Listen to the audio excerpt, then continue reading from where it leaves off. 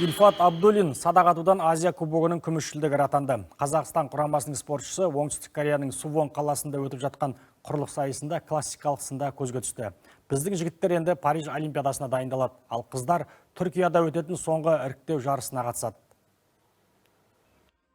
Қазақстан олимпиадалық құрамасына тағы бір жолдама бұйырды. Нысана көздеуден ұлттық команда мүшесі Ирина Юнусметова рейтинг бойынша Париж ойындарына іріктеуден өтті.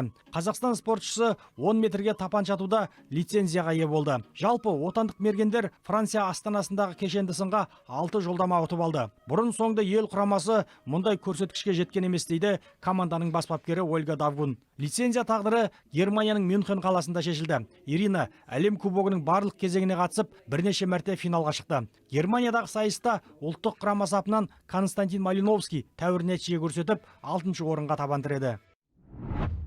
Ертең Қазақстан ұлттық құрамасы Әзербайжанмен кездеседі. Жолдастық ойын Венгрияның Самбаттай қаласындағы Халадаш стадионында өтеді. Матч Астана уақытымен кешке 7-де басталады. Бұл ойында құрамаға Руслан Балтиев жетекшілік етеді. Ал су жаңа бас бапкер Станислав Черчесов матчты сырттай тамашалайды деген ақпарат бар. Ресейлік маманның көзіне түсуді көздейтін жігіттер Әзербайжанға қарсы ойында аянып қалмасы анық. Екі құрамада соңғы жолдастық кездесуде жеңіліп қалды. 7 маусым күні Қазақстан футболшылары Арменияға есе жіберсе, Әзербайжан Албаниядан ұтылды.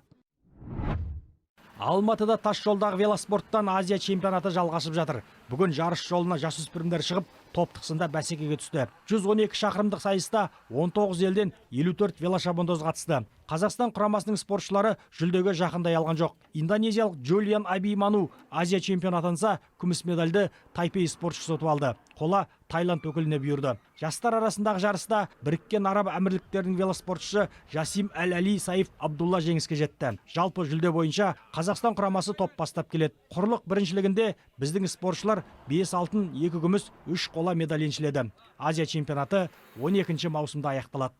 Қазақстандық теннисші Анна Данилина Италияның Бари қаласындағы челленджер турнирінде топ жарды. Жерлесіміз ресейлік Ирина Хромачевамен бірге жұптық сында жеңіске жетті. Ал Заңғар Нұрланұлы Азия теннис федерациясының 16 жасқа дейінгі жасөспірімдер арасындағы рейтингінде бірінші орынға көтерілді.